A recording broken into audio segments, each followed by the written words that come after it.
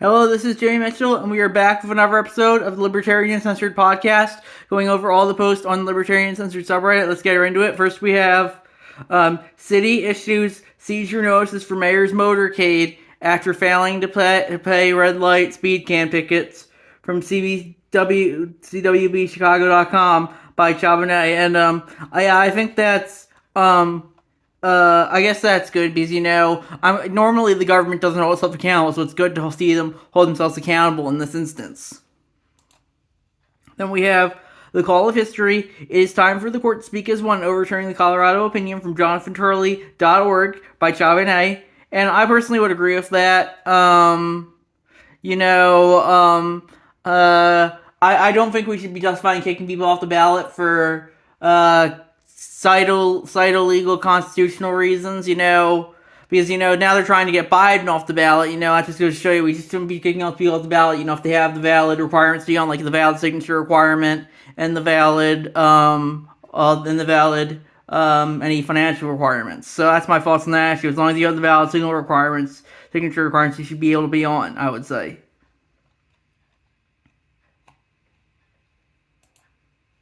Then we have, is it safe to be involved in U.S. politics right now? And I posted that and I said, just got off the phone with a friend, and he said he didn't think it was. I would argue that perception is mostly colored by social media hype, if anything else. Personally, I think that U.S. politics has never been less dangerous to be involved in. Most people seem to be too busy circle jerking on social media rather than actually being engaged in any political violence.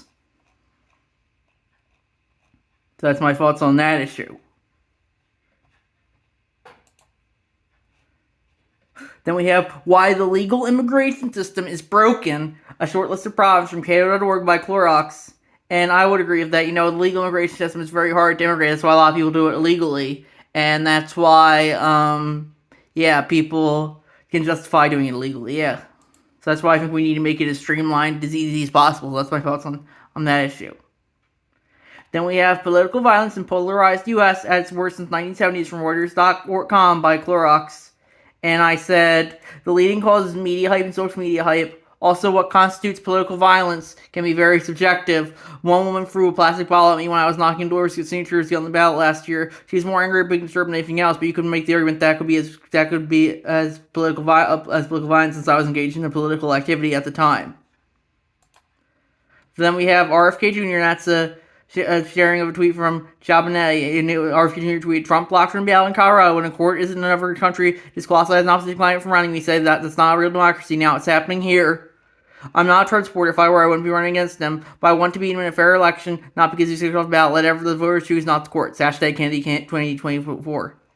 And I guess I would agree with that. I think people.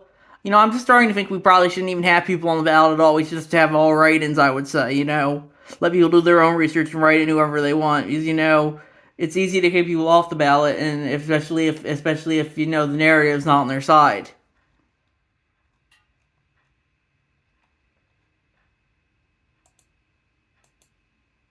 Then we have DNA test to identify dog poop used by Hawaii apartment owners from NewsNationNow.com by Chabonet. And that sounds interesting. I personally think, if the state wants to get DNA, to use DNA test, or if anyone wants to use DNA test, you should be able to. With that being said, you don't want to use the speed of, like, using the authoritarian capacity and track people all the time like they kind of do through our digital devices right now, I would say. So that's my thoughts on that issue. Then we have Special Counsel Jack Smith's appointment is unconstitutional from Reason.com, and I posted that and I said, he's assuming the U.S. government even gives a shit about the Constitution in the first place. It's how they can kick Trump off the ballot for insurrection, even though he hasn't been charged with it. Law is ultimately just whatever people accept it as. If I write a law down on a piece of paper and people choose to accept it, they can do so regardless of whether I'm in a position of authority or not. Then we have, in 1860, there was no official government-issued ballots. Voters turned in their own ballots. It's inaccurate to say Lincoln wasn't on the ballot. It's more accurate to say that the Republican Party didn't have power to run in southern states to begin with. As for Mr. B on Twitter, I posted that and I said, even having government-issued ballots is too much IMO. The state has too much control over elections as is. I'm just generally against even elections in the first place because they're ultimately subjective rather than objective, and that's not something I really care for. We need to have objectivity when it comes to stuff like it's like this. That's why I like sports because it's ultimately objective how many points or goals you score, rather than politics, which is ultimately subjective. You can vote for some one day and then regret that vote or change your mind the next day. So that's my thoughts on that issue. Then we have Tucker Carlson's new podcast, Before It's Begun, is already the nation's third most popular on Spotify, about to pass the NYT's The Daily. Roughly half of the podcasts are in news podcasts or independent media. Corporate media is still in full denial about this. From Glenn Greenwald on Twitter, and I posted that, and I said, crazy to think we might soon live in a time with names like the New York Times and CNN relegated to the dustbin of history. Then we have Tolkien Estate wins court order to destroy fans' Lord of the Rings sequel from NewYorkTimes.com by Frosty Slawman. And I personally wouldn't agree with that. I think personally we need to get rid of all intellectual property laws and just let people do whatever they want with any property they have. If any property they want to, I'd say. Then we have Democratic Lawfare versus Donald Trump from WashingtonExaminer.com by Charbonnet. And I would say that is, I don't know if we could, I guess you could argue it's lawfare, but the thing is, I don't know if we should be justifying letting the courts decide rather than the voters, and that's ultimately what this is, I would say. Then we have Lapsus hacker who targeted Uber and Grand Theft Auto maker indefinitely detained from Reuters.com by Frosty Slawman. And I personally think, that's kind of non-violent crime. I think if you want to hack into something, you should be able to. But I guess you could argue that's a NAT violation as well. I could go either way on this. Then we have everyday Americans understand inflation perfectly, but the egghead economists and policymakers who govern their lives don't. From dailyreckoning.com, and that's by Charbonnet. And I guess I would agree with that, yeah.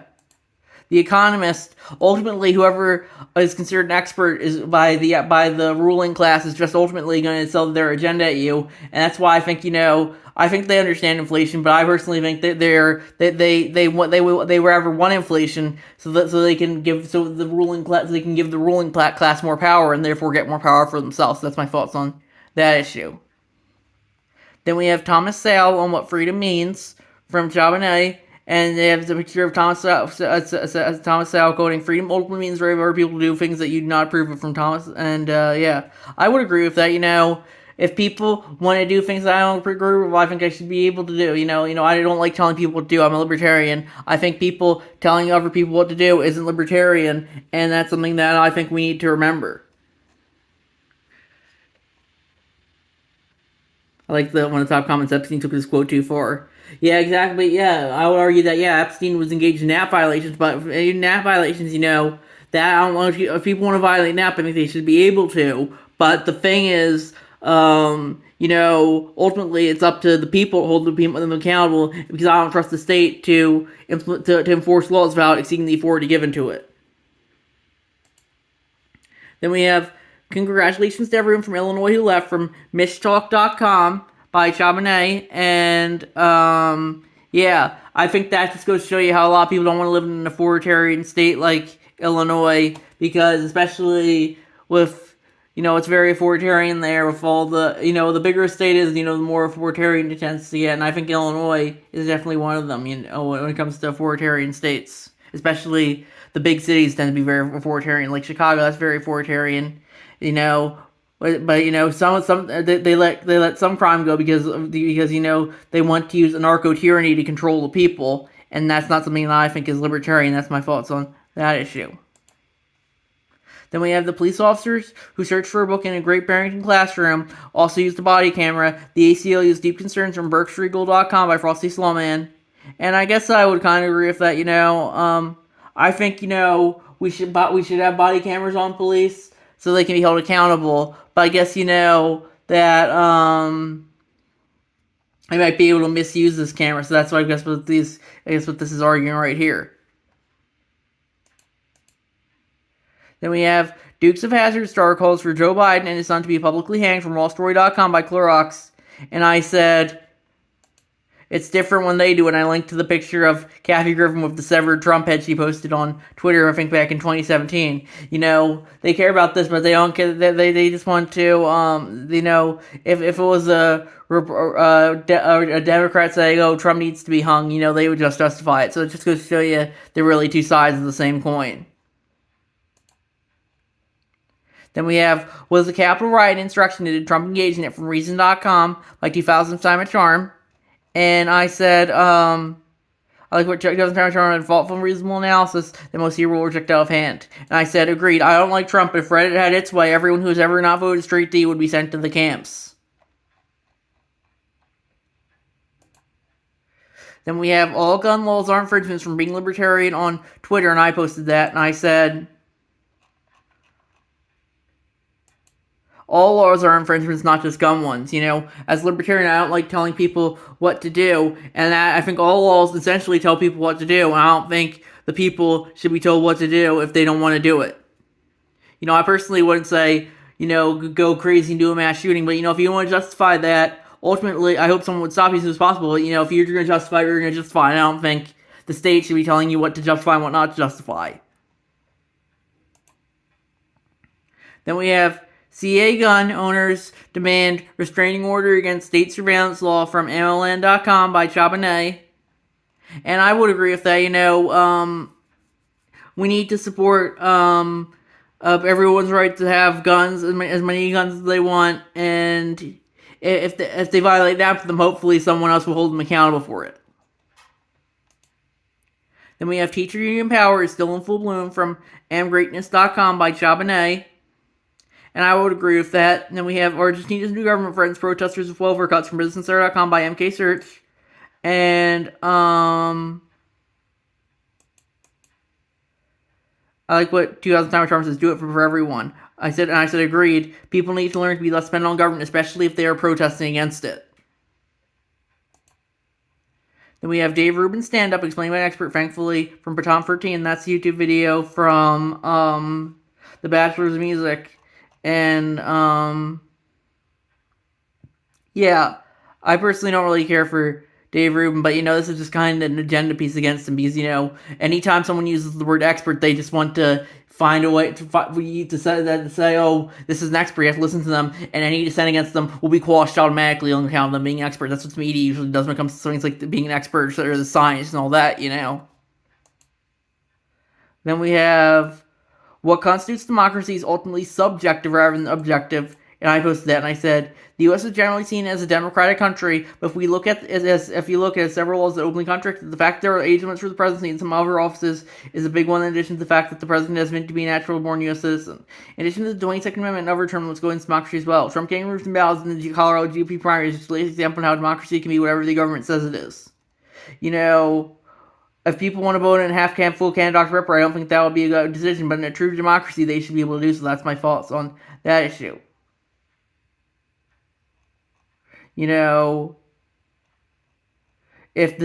Ultimately, democracy is what the people make of it. It's ultimately a subjective term rather than an objective term. Like who gets to vote, whose vote counts for what counts as a valid vote. It's all ultimately more subjective than objective, I would say. And we have scientists explain why doing your own research leads to believing conspiracies from Vice.com by Donald Key. And I said,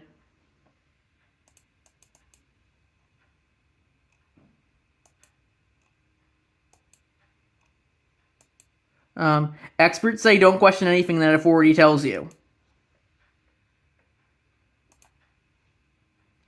That was just going back to what we said earlier about the expert class. They'll always find a way to say, oh, you can't question anything we say because we're the experts and you're not. Then we have Democratic President Joe Biden appears headed to an automatic North Carolina's 2024 Democratic Party primary election. North Carolina Democratic primary party has declined to allow any Biden challengers on the ballot for March's elections from WRL.com by Chabanay. I definitely would agree that's not very democratic.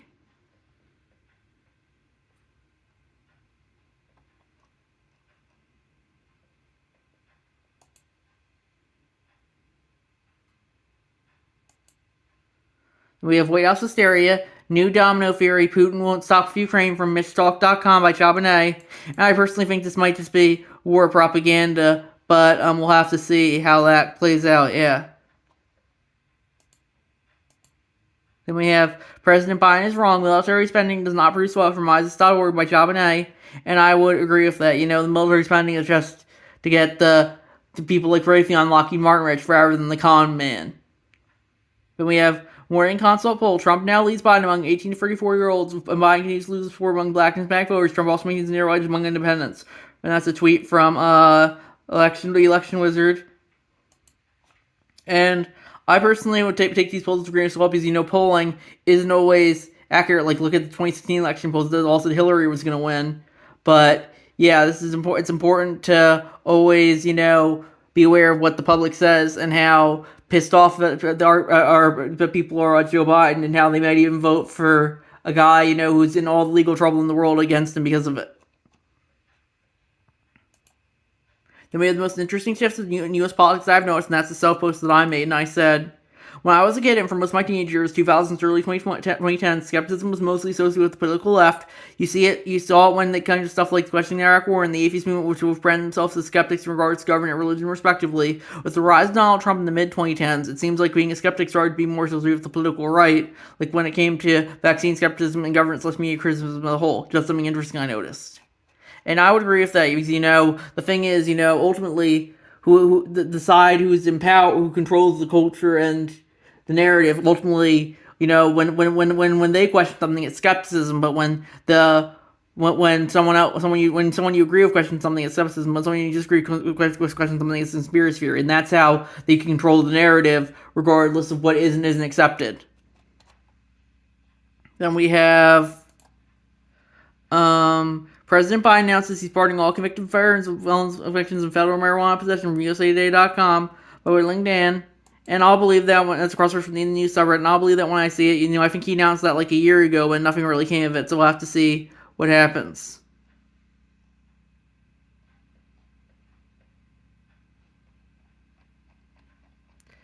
Then we have Trump pressured Michigan election officers not to certify 2020 vote report from TheGuardian.com by whittling Dan. And I said, do you guys ever get tired of the orange man bad circle jerk? After a while, you have to have some burnout from sharing the same stories over and over again.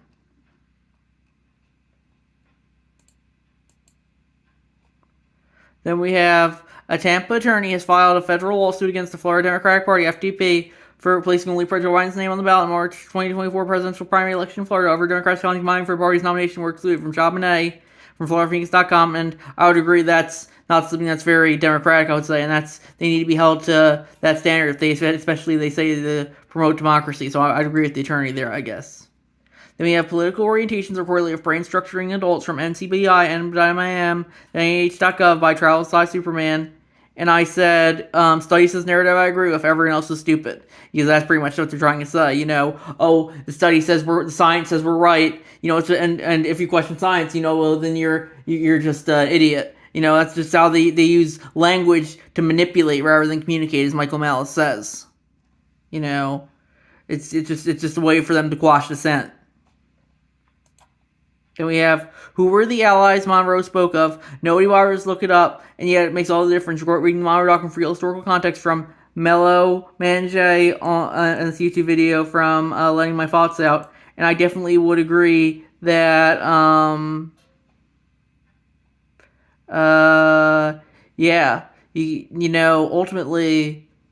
when regards to law, it matters how different people interpret it, and different people can interpret the same thing different ways, and that's always important to remember. And then we have the Fed brings Christmas early to Wall Street from Mises.org, and by Chabonet, and I would agree with that, because the Fed is ultimately needs to get done away with as soon as possible, or we'll keep digging us in this hole we're in. So I think we're going to wrap up there. I'll see you guys in the next episode. Bye.